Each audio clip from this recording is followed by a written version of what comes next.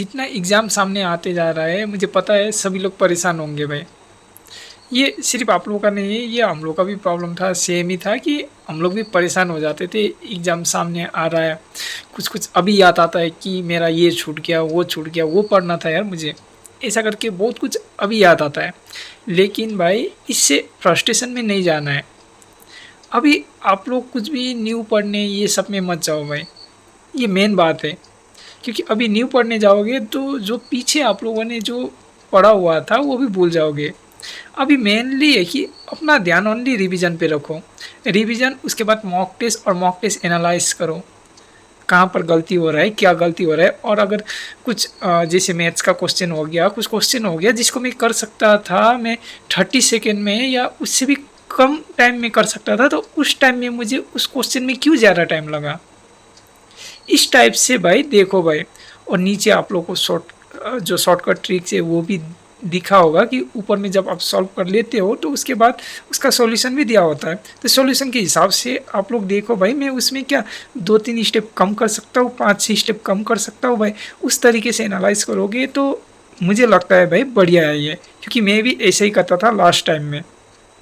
लेकिन ये नहीं सोचना है कि मेरा ये नहीं हुआ, ये भी पढ़ लेता हूँ अभी लास्ट टाइम में ये पढ़ के जाऊँगा, ये आ जाएगा तो अरे भाई ये तो करना होगा। तो ऐसे आप लोग क्या कर लेते हो, न्यू पढ़ने चले जाते हो, उसके बाद जो पहले पढ़ा हुआ था वो तो पहले भूल चुके होते हो आप लोग। तो मेनली यही है कि जो अभी तक जितना पढ़ चुके हो आप लोग, तो उसी को अच्छा से रिविज़न करो अभी। अच्छे से मतलब अच्छी तरीके से, ओके। ऐसा नहीं कि भाई थोड़ा-मोड़ा करके भाई छोड़ दो, ऐसा कुछ नहीं भाई। एकदम बढ़िया से उसको रिवीजन करो, मॉक टेस्ट अच्छे से दो भाई, बस यही है।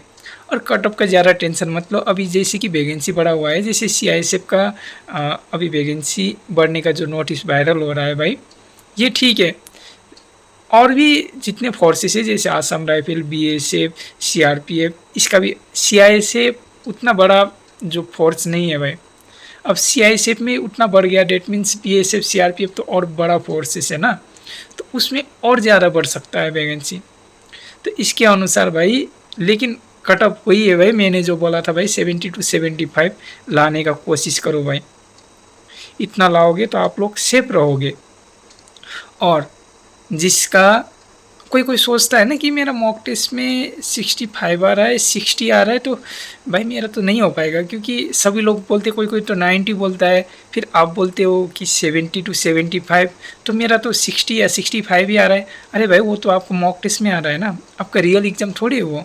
इसलिए भाई डिमोटिवेट नहीं होना है, क्योंकि किसी किसी का एवरेज इसको मतलब कि मॉक में कम आता है, लेकिन जब रियल एग्ज़ाम होता है तो उसमें उसका मार्क्स बढ़ के आता है कभी कभी, और कभी कभी घट के आता है। तो ऐसा नहीं सोचना है कि मेरा मॉक में 90 आ गया डेट मीन्स मैं एग्ज़ाम में भी 90 लेके आऊँगा, ऐसा कुछ नहीं है। क्योंकि एग्ज़ाम का क्वेश्चन पेपर अलग होता है, जो मॉक टेस्ट आप लोगों को देते अलग है, ठीक है। आप लोग देख लेना भाई, मैं जो बोल रहा हूँ भाई, आप लोग जो मॉक टेस्ट में अभी दे रहे हो और जो एग्ज़ाम पेपर देखना भाई, आपको पता ही चल जाएगा, ठीक है। बस इतना कहना चाहता हूँ कि क्लरिकल एप्टीट्यूड के लिए मेनली आप लोगों को थोड़ा मोड़ा जीके पढ़ लेना है, इंग्लिश में थोड़ा सिनोनिम सेंटोनिम, वन वर्ड सब्स्टिट्यूशन, ठीक है, ये सब पढ़ के जाना है, जिससे कि आप लोग को प्रॉब्लम ना हो। और ग्रामर का थोड़ा जो प्रीपोजिशन है ना, उसको अच्छा से करके जाना है, ठीक है। ये बस ये चीज़ें कर लो भाई, क्लरिकल एप्टीट्यूड में भी हो जाएगा। और कंप्यूटर का तो वही है, यूट्यूब से आप लोग मैराथन क्लास तो कर ही रहे होंगे, बुक से पढ़ो, उसके बाद जो चैप्टर हो जाता है उसको गूगल में सर्च करके कुछ एक्स्ट्रा नॉलेज लेके रखो, जिससे कि वहाँ पर जाके आपको प्रॉब्लम नहीं होगा। और मैथमेटिक्स का मैं जितना बोलता हूँ, मेंसुरेशन अच्छा से करके जाओ, और बाकी बात तो सभी ईजी होता है। देखो, मेन जो खेल बदलता है ना, वो ऐसा नहीं है कि जो अब जैसे प्रॉफिट एंड लॉस ये सब हो गए, ये तो सभी लोग कर लेंगे, तो आप में और उनमें फ़र्क ही कुछ नहीं बचेगा, ठीक है। लेकिन मेन बात होता है कि कुछ 5 से 6 क्वेश्चन जैसे मैथ्स का या सभी का कुछ ऐसा क्वेश्चन आता है जो प्रॉब्लम देता है, सभी को सोचने में सोच में पड़ा देते हैं।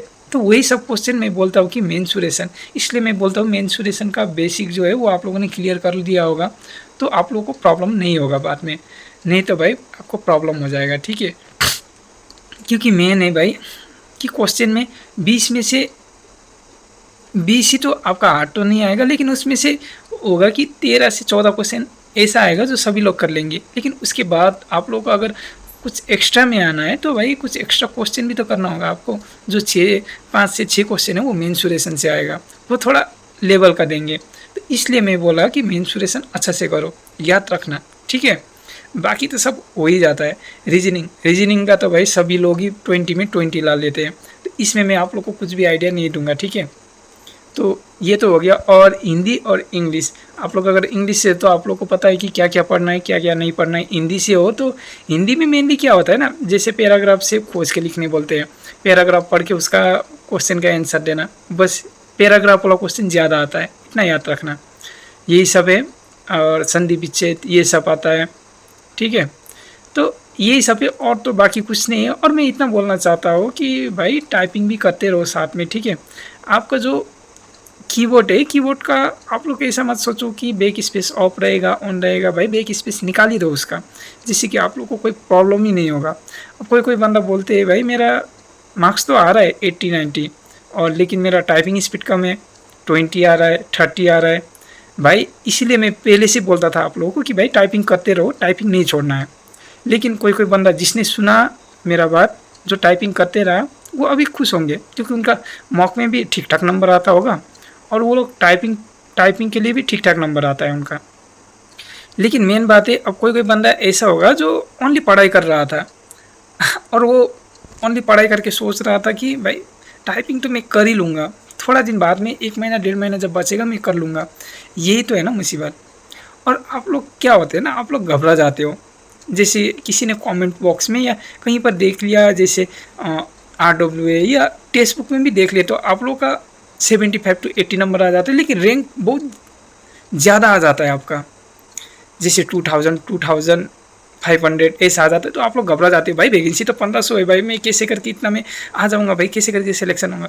अरे भाई जो बंदा वो टॉप 10 में भी आता है ना, मान दिया 100 में से 100 लेके आया, लेकिन भाई अगर वो उसका टाइपिंग अच्छा नहीं होगा, अगर वो वहाँ पर जाके घबरा जाएगा तो उनका कोई फ़ायदा ही नहीं है, क्योंकि टाइपिंग फेल डेट मीन्स आपका 99 भी हो ना, आपका सिलेक्शन नहीं होगा। लेकिन जो बंदा ने उसका मार्क्स आ रहा है 75 आ रहा है, लेकिन वो टाइपिंग भी बढ़िया से कर रहा है, मेडिकली भी फिट है, तो वो बंदा सब में पास होकर लास्ट में सिलेक्शन हो ही जाएगा उसका। तो इसीलिए मैं बोलता हूँ ज़्यादा नहीं सोचना है। और मेडिकली प्रॉब्लम भी कुछ होता है, जैसे कलर विज़न हो गया, ये सब हो गया, तो इसमें आप लोग घबरा जाते हो। लेकिन मैं कलर विज़न के लिए ये बोलना चाहता हूँ कि मेनली आप लोग जो अदर ट्रेड क्या है उसमें ट्राई करो। क्लर्क के लिए, कलर विज़न के लिए स्ट्रिक्टली चेक होता है, ठीक है। बस यही सब है। मेडिकली फिट रहो, सुबह थोड़ा रनिंग करने जाओ, ज़्यादा मत करो, लेकिन इतना करो कि हाँ भाई मैं फिजिकली अंदर से, जैसे फिजिकली आप जब रनिंग करते हो तो आपका कुछ बीमारियाँ उससे भी ठीक हो जाता है। इसलिए मैं बोलता हूँ आप लोगों को फिजिकली भी फिट रहना है, और मेडिकली तो मेंटली तो आप लोग फिट रह ही रहे हो, मुझे पता है आप लोगों को प्रॉब्लम हो रहा है। और आपका आई साइड, इसके लिए भाई आप लोग, मुझे पता है कि आप लोग पढ़ रहे हो, मेहनत कर रहे हो, लेकिन अपना आँखों पर भी थोड़ा देखना है, ठीक है। आप लोग क्या कर सकते हो, जैसे स्क्रीन ग्लासेस होता है तो वो लगा सकते हो। जैसे कि आप लोग मॉक टेस्ट देते हो या कुछ क्लासेस करते हो, उस टाइम भी आप लोग को, मुझे पता है प्रॉब्लम होता है, आँख में प्रॉब्लम होता है, जो कि जाके मेडिकल में प्रॉब्लम दे सकता है आप लोग को। लेकिन आप लोग अगर स्क्रीन ग्लासेस लगाओगे, कंप्यूटर प्रोटेक्शन ग्लासेस लगाओगे, तो आप लोगों के लिए बढ़िया है। जैसे कि मेडिकल के बाद तो भाई ऑफिस में जाओ, ऑफिस में काम करो, आपका आँख खराब होने से भी कुछ नहीं है। लेकिन जब तक मेडिकल नहीं हो जाता तब तक भाई खुद का ख्याल रखो, और उतना बड़ा नहीं सोचना है, ठीक है। सब कुछ हो ही जाता है। मैं भी पहले बहुत घबराता था कि भाई मेरा सिलेक्शन होगा नहीं होगा, मेरा भी मार्क्स उतना नहीं आता था। रेयर केसेस में मेरा 85 प्लस गया है मॉक टेस्ट में नंबर। लेकिन भाई फाइनल जब BSF का भी दिया था तो मेरा लगभग आफ्टर नॉर्मलाइजेशन 96 पहुँच गया था। तो इतना टेंशन नहीं लेना है, ठीक है। मॉक को अपना रियल टेस्ट मत समझो, वो मॉक ही है, वो बस प्रैक्टिस है कि आपको कैसे अटेंड करना है एग्ज़ाम। ये क्वेश्चन आने से आप क्या रिएक्ट करोगे, इसलिए आप लोग को वो रियल नहीं समझना है। रियल एग्ज़ाम रियल ही होता है। तो बस इतना ही कहना था। तो बस आज के लिए इतने, मिलेंगे नेक्स्ट वीडियो में, तब तक के लिए थैंक यू, धन्यवाद, जय हिंद।